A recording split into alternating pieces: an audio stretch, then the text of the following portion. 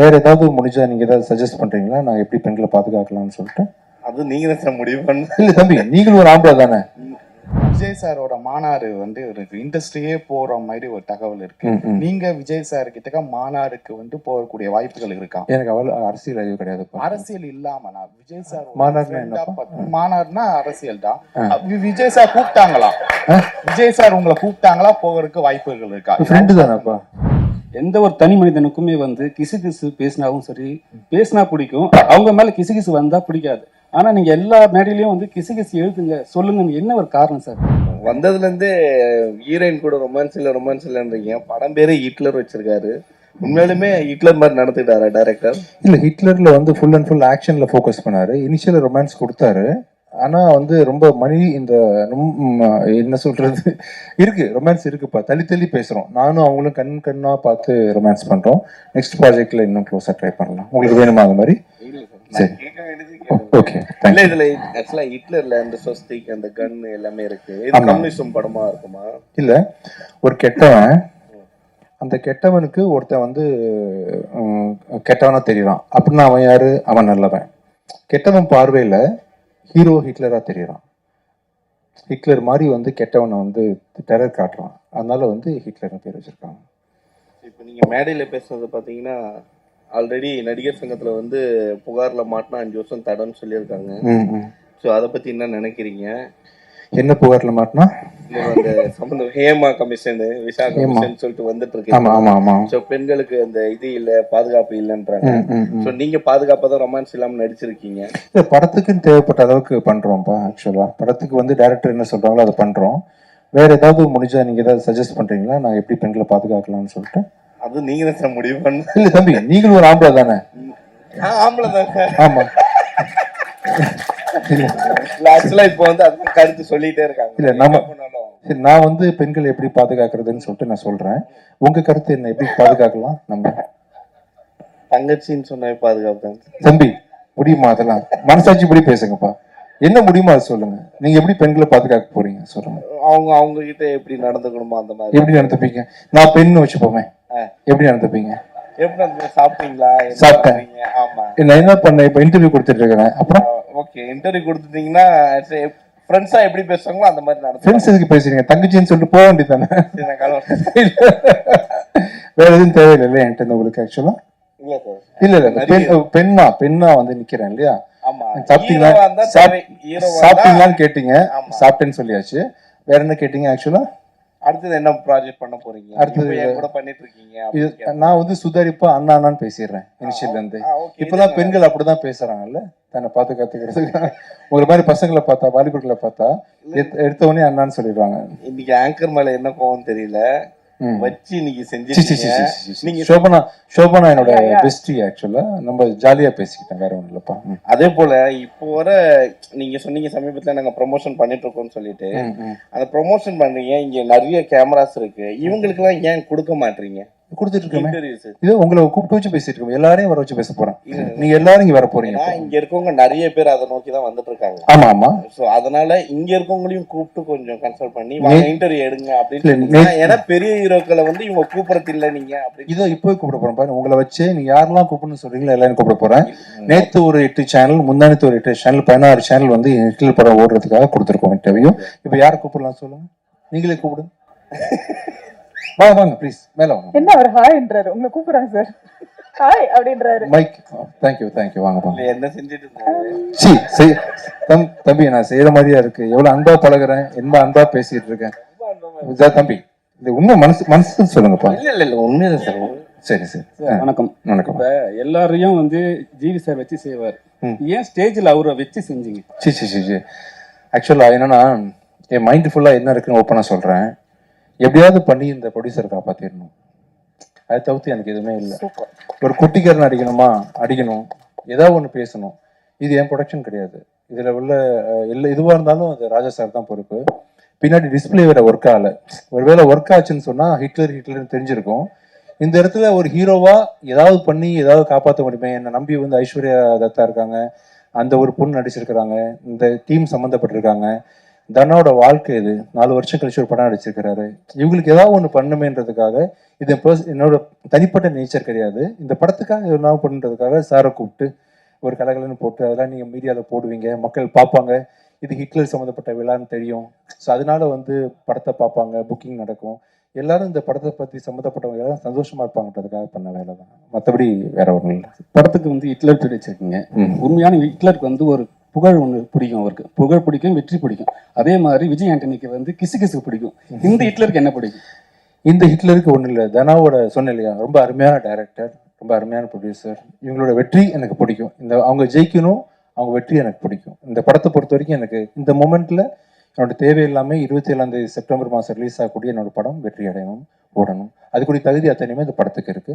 எல்லாரும் நல்லா இருக்கணும், அவ்வளோதான். சார், லாஸ்ட் படம் வந்து இப்போ வந்து ஒரு படம் ரிலீஸ் பண்ணணும் போது ரொம்ப கஷ்டப்படுவாங்க. ஆக்டரும் சரி, டிஸ்ட்ரிபியூட்டரும் சரி, யாரா இருந்தாலும் சரிங்களா. ஆனா வந்து திடீர்னு ஒரு ஸ்ட்ரகிள் வருது.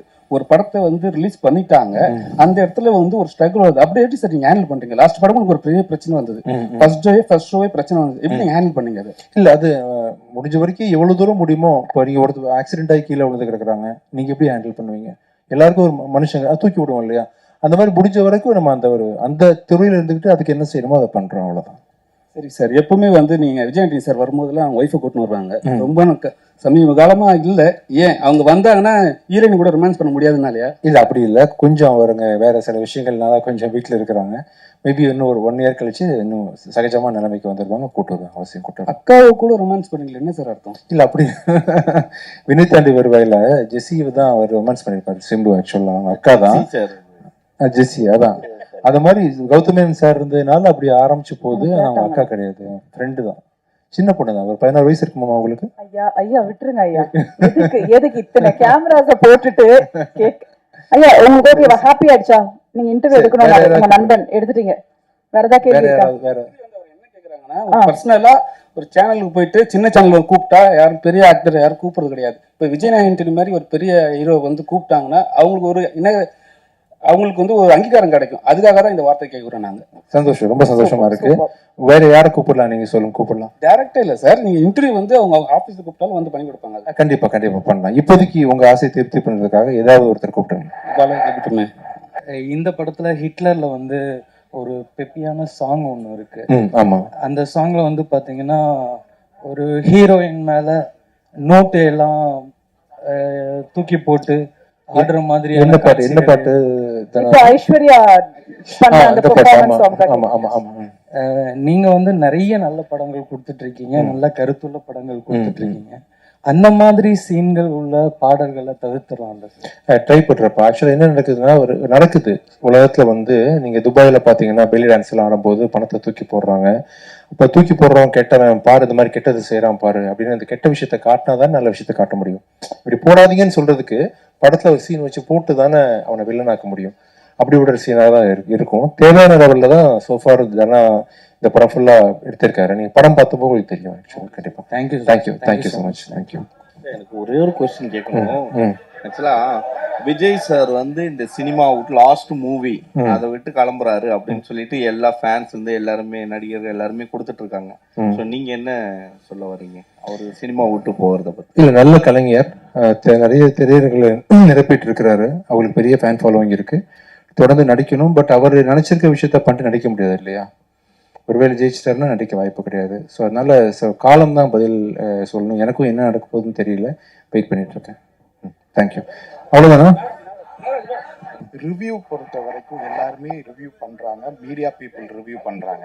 ஸோ சோசியல் மீடியால பொறுத்த வரைக்கும் வந்து ரிவ்யூக்கு வந்து நீங்க வந்து ஒரு சில ரிவ்யூவர்ஸ் வந்து நீங்க பண்ற தப்புன்னு நீங்க சொல்லிக்கங்க. ஆமா, தப்பு பண்ணும்போது மட்டும் தப்புன்னு சொல்றேன். ஸோ ஹிட்லரே ரிவ்யூ பண்ணுவாங்க. ஆமா. ஸோ உங்களுடைய பாயிண்ட் ஆஃப் வியூல ஒருத்தங்க ரிவ்யூ பண்றது ரிவ்யூவா இருக்கணுமா, ஒப்பீனியனா இருக்கணுமா? அவங்க ஒப்பீனியனா இருக்கணும், ரிவ்யூவா இருக்கணும், எப்படி வேணா இருக்கலாம்.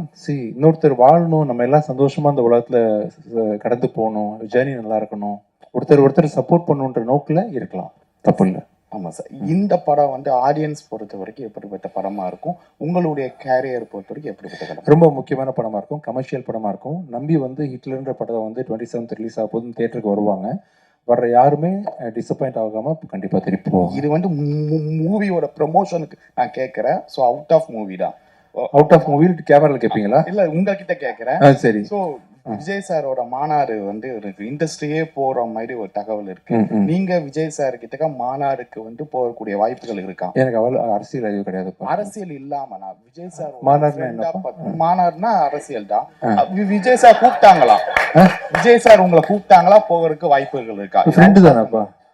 வாய்ப்புகள் இருக்கு. விஷால் கூப்பிட்டாலும் போவேன். இல்ல விஷால் சார் ஆரியா மாநாடு வச்சாலும் போவேன். இல்ல நீங்க கூப்பிடுறீங்களா மாநாட்டுக்கு வர்றேன். Vijay sir are you have any plan to மாநாடு? கிங்ஸ்லி கூப்பிட்டாலும் போவேன். விடுங்கப்பா, விடுங்க சார். நீங்க ஃபர்ஸ்ட் மாநாடுனா என்னன்னு ரியாக்கு எக்ஸ்பிளைன் பண்ணணும் இல்லையா? என்னப்பா? ப்ளீஸ் கம் டு மா.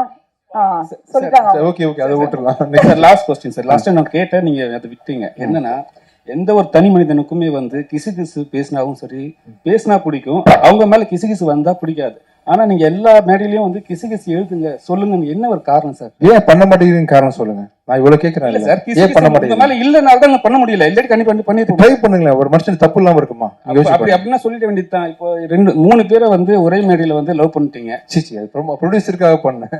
இந்த ஹிட்லர் படத்தை ப்ரொமோட் பண்றதுக்காக நான் பண்ணேன். இன்னும் 4 பேர் கூட பண்ணுவேன், கூப்பிட்டுவாங்க. சரி, இன்னொன்னு கேட்டேன் சார். கிசு கேட்டனால கிசு கிடையாது.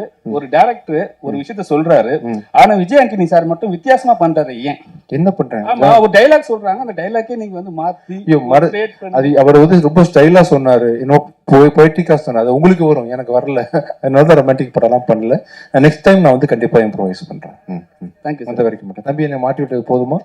வேற ஏதாவது பிளான் வச்சிருக்கீங்களா? தேங்க்யூ.